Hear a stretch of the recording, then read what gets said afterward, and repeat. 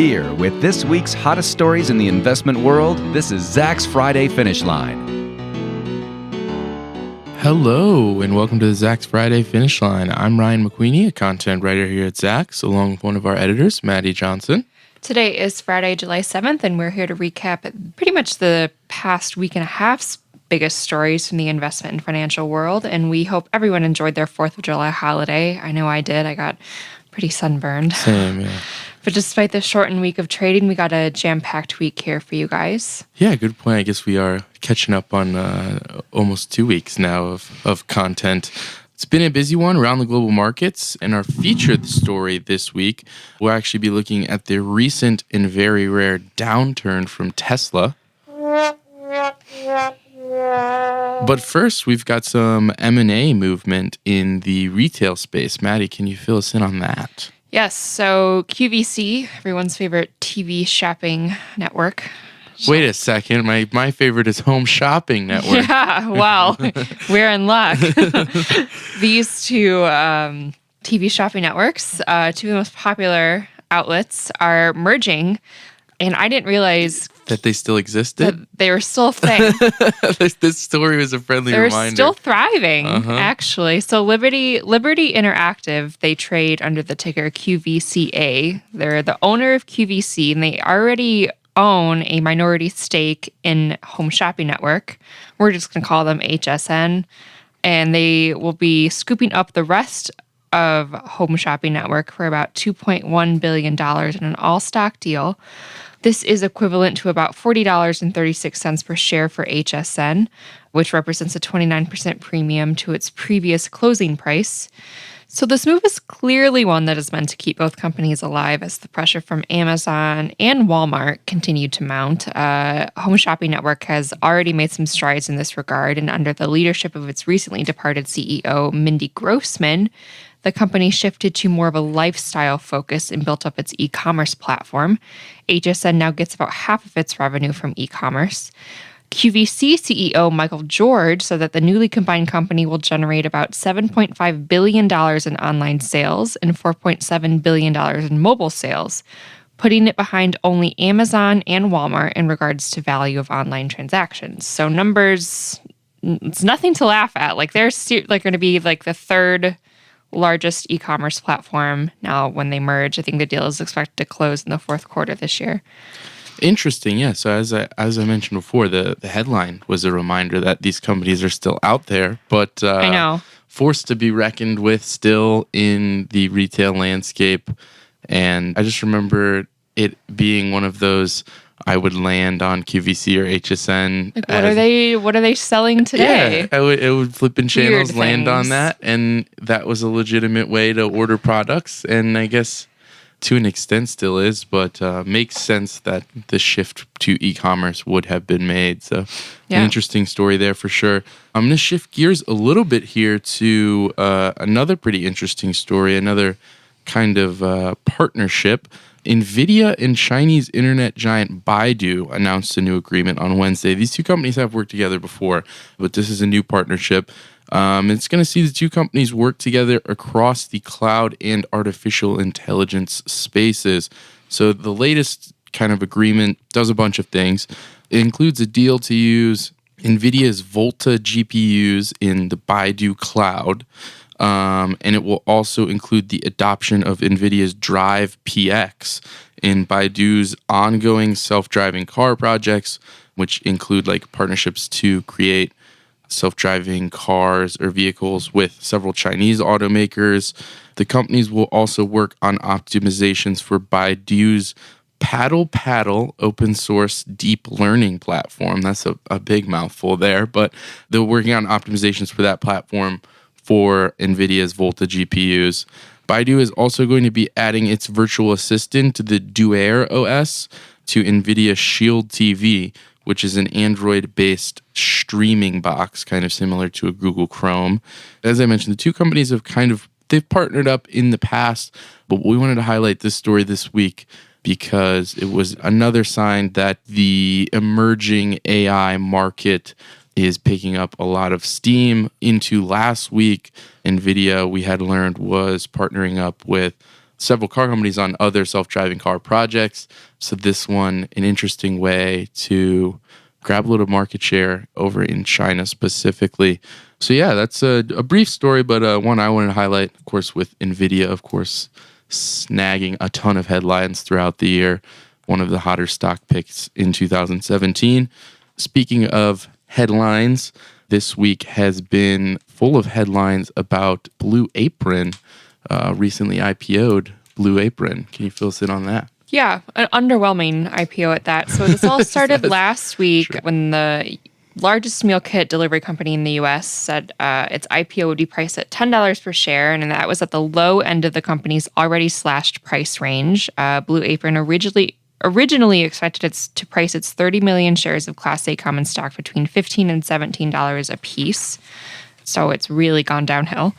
This cut put the company's valuation at $1.9 billion and set the company up to raise $300 million during its IPO last Thursday. And since then, it's been a steady decline for Blue Apron, which is now trading on the New York Stock Exchange under the ticker APRN. It was founded in 2012. Blue Apron specializes in bringing boxes of pre-measured ingredients to home cooks, delivering original and seasonal recipes weekly. Recipes are never repeated in the same year and are roughly 500 to 800 calories per serving. I can attest that they're very tasty, pretty easy to make. Some take longer than others. Some don't take too long at all. It really depends on really how much vegetables you have to chop. I can spend like 30 minutes chopping vegetables, it feels like sometimes.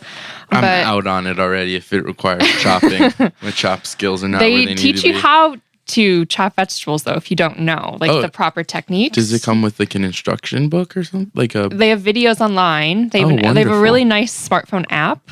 Okay, I didn't know that. I didn't know those details. That'll guide you along the way. Interesting. It's also pretty expensive. Most of these premium things are. Sure. So a 2-person plan provides 3 recipes per week for about $60. It's about $10 per serving. And a family plan offers either 2 or 4 recipes per week for $69.92 or $139.84 respectively. So these a week. I think Blue Apron is probably the biggest meal delivery kit. It's also one of the cheapest. Interesting. HelloFresh is another popular one. They're about $10 more expensive a week. Being that it is the biggest meal delivery kit system or platform or company, I think it's really the figurehead for the larger kit economy, as I'm calling it. We had the sharing economy, which is your Ubers and your Airbnbs. Sure. The kit economy is what I'm calling the new pay a monthly fee and have something delivered to your door every month or every week, because it's not just meal kits. If you've noticed, it's like dog treat kits. You can get like a hot sauce one. You can get like they have Trunk Club is the Chicago-based startup. Yeah, they have clothing. A lot of apparel kit companies. Stitch Fix is a popular one. Litote is one that I've looked at. Those are also on the more expensive side. Yeah, Trunk Club, I've looked at that. It's owned by Nordstrom, and they actually are more of a personal kind of. It's a personal stylist service, more or less, where they have. I don't want to call them studios, but they have locations in certain cities across the U.S. where you go and you connect with a stylist and they basically pick out outfits for you and then they send them to you. Okay. But Trunk Club is really cool. But Stitch Fix and Litote are more of like your traditional, I'm going to send you a box of clothing, accessories, shoes, handbags on a monthly, a weekly, bi-weekly basis. And there's no chopping vegetables required there. No, and Amazon actually is just getting in on this apparel kit delivery game. The kit economy. Okay, cool. Yeah, so anyways, back to Blue Apron. One side note, when Amazon announced that their plans to do their clothing delivery box thing, I kind of looked into it, but not a fan? No. Well, I don't really need it. I don't need that kind of fashion help. I'm pretty good at that on my own. Just not bragging. All right. Just saying. But you are a fan of the Blue Apron products. Oh, I love it. That's because they teach you all these like new cooking methods, these new recipes. Like I've cooked things I never would have thought to have cooked. like Mediterranean dishes, Middle Kid Eastern economy. dishes. Like they like show you how like all these random spices that are too expensive to buy in the grocery store. Yeah. Awesome. But, however, not been a great first week of trading for Blue Apron. Oh yeah, it's been really rough. But a little bit more positive stats for the company. They're now shipping about 8 million meals to customers nationwide every month, up from 5 million meals per month in October of 2015. That was according to the New York Times a few months ago. The company also said it had 4.3 million orders in the first quarter of this year, up from 3.7 million orders in the fourth quarter of 2016. And then through Thursday afternoon, shares of the company had already dipped below $8 a share. This weak performance is certainly not a good sign for the great IPO market, and especially considering how Snap's debut has sputtered so far. A sad noise for Blue Apron's first week of trading. However, I will also include for the overall kit economy because I'm still a fan of the idea. Yeah. Well, and so, side note, one last thing about the kit economy. This is a term that's already out there, right? It has to be. I didn't make this up at all. I mean, if sharing economy was a thing, kit economy is. I mean, if Gwyneth Paltrow and Serena Williams are investing, that's true. It's bound to be a success. So, is Gwyneth Paltrow the one that was trying to sell the? She's Goopy. Okay, that's what I thought. Which are the stickers that NASA said were RBS. Yeah, that was a hilarious story. Yeah, as she well. also sells the jade egg. I also want to let people know that that's goop that hundreds of dollars. The goop that Gwyneth Paltrow is related to and the BS stickers that NASA said don't work, not the same company as Goop, the hand cleaner that is also a really effective degreaser for your laundry if you ever have grease stains on your clothes. You're welcome for that tip.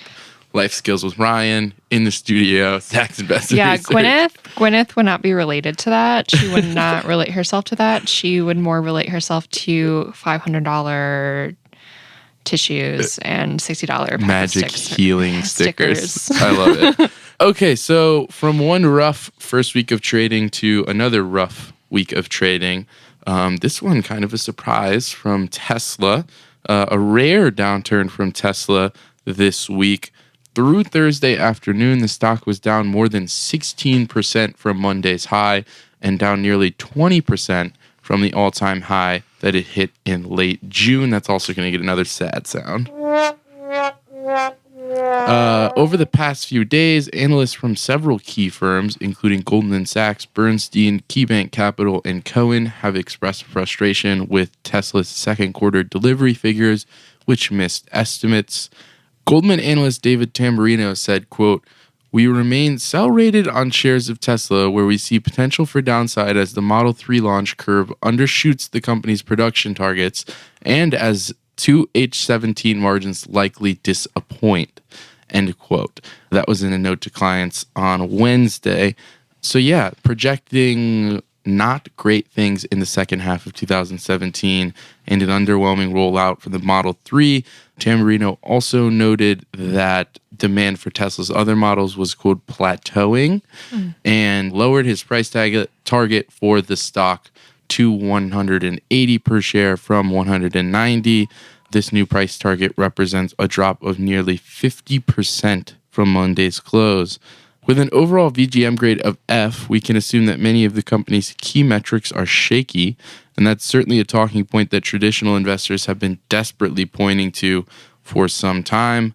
Sure, revenues are skyrocketing this year, but EPS figures are actually slipping, and real profits seem like a distant hope. I mean, even according to Elon Musk himself, the company will not be profitable for several more years. We expect Tesla to report again on August 2nd, and although the company's disappointing vehicle delivery figures would usually be a huge warning flag for investors, nobody can really know exactly what good or bad news the markets are going to pick out of Tesla's report this time around. If recent activity is any indicator, any news about production of the Model 3 is going to drive shares one way or the other. Yeah, Last report, it was as simple as production is on schedule that sent shares Well, isn't skyrocketing. that supposed to be this month? Yeah, soon, right? Soon. Like maybe right now. So yeah, an interesting one for a stock that has been consistently climbing all year, and as I've said, kind of despite weaknesses elsewhere. Sure. A rough week finally. Well, maybe we just need Elon to tweet something and it needs to go back up. I will also note another story that was out there was a new report from CNBC citing some officials at the IIHS, the Highway Safety Rating body, that kind of questioned Musk's longstanding claim that the Model S is the safest car ever.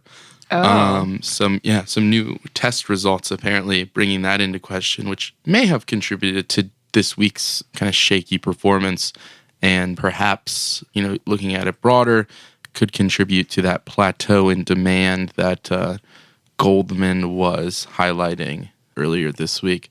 So yeah, an interesting one from Tesla, but kind of hard to predict anything going forward, simply because as we were kind of touching at here, Tesla seems to play by its own rules completely.